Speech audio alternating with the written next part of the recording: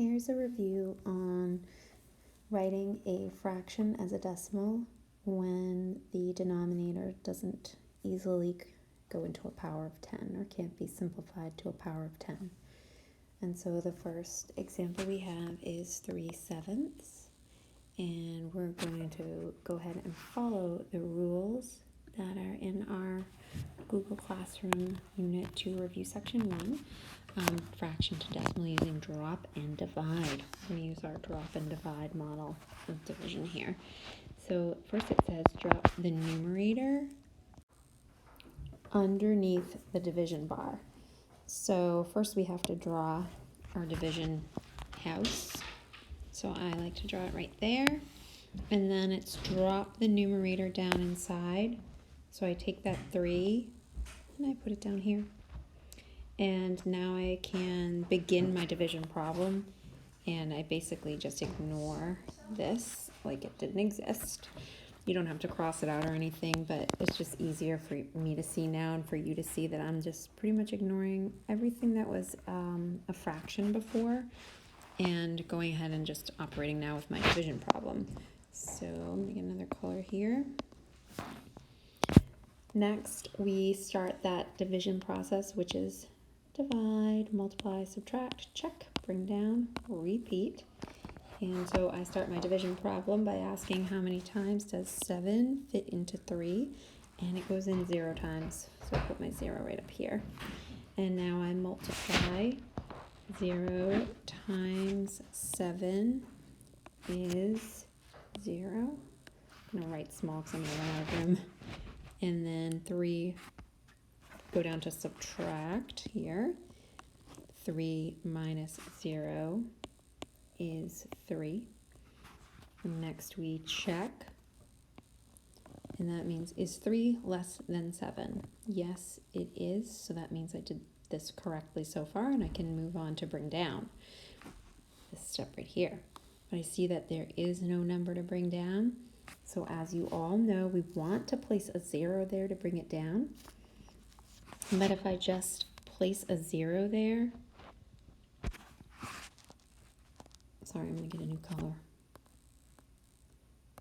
If I just place a 0 here, I've now made this number that my dividend into a 30. And it's not 30, it's 3. So I need to place a decimal point right here to be able to have that 0 there legitimately, but not change the value of the number. So now I still have 3, and I want to make sure that I put that decimal point straight up into my quotient line. So now it's already in my answer. I don't have to worry about it again. And now I can continue by bringing down the 0. Now I divide 7 into 30, and 7 times 4 is 28, and that gets me pretty close. So I'm going to place my 4 right up here.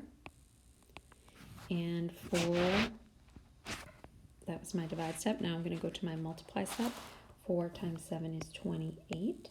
Now I'm going to subtract. 30 minus 28 is 2. Now I'm going to check. 2 is less than 7, so I can bring down nothing to bring down again. Let me switch colors.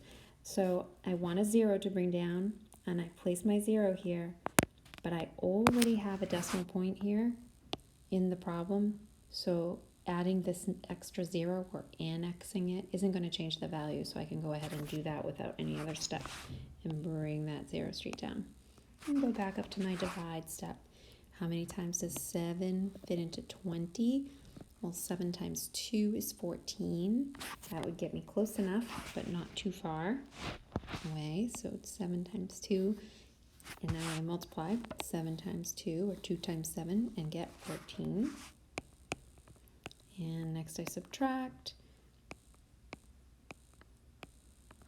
And I'm going to keep going because our rule in middle school or in 6th grade is to divide out to the thousandths place and round to the hundredths. So now I ask, how many times does 7 fit into 60? And it goes in 8 times. 8 times 7 is 56. Subtract to get 4. I'm going to stop there, and I'm going to round this number using the kind of about equal to symbol. And I'm going to round 0 and 428 thousandths to the nearest hundredths place. So that makes me look at this place here, and I'm going to check this number out over here, and it's 5 or greater, so it's strong enough to push that 2 up 1. So my final answer would be 0 and 43 hundredths.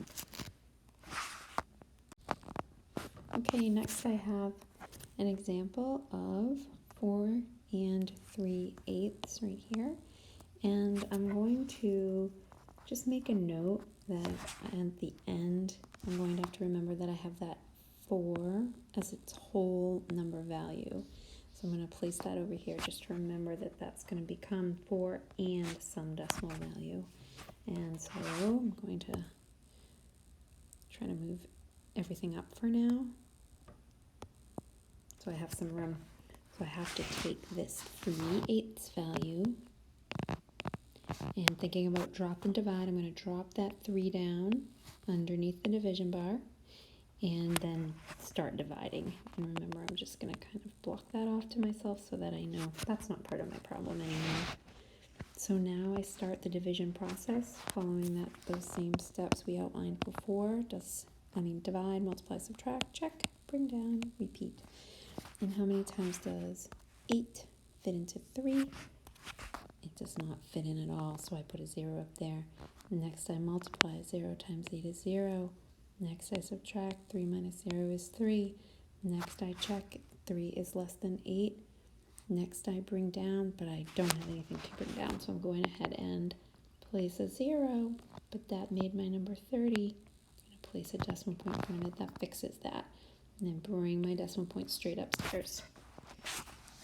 Okay, how many times is, oops, I'm sorry, bring down the 0 now, that's why we put it there. And ask ourselves, how many times does 8 fit into 30?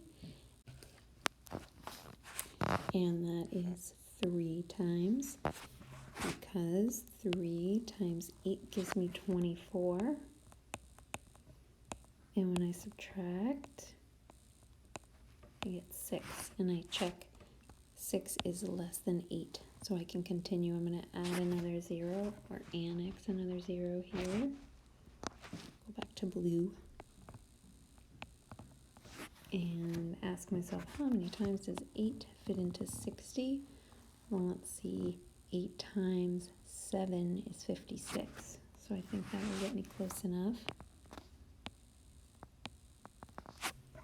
I have to bring that up just a little bit.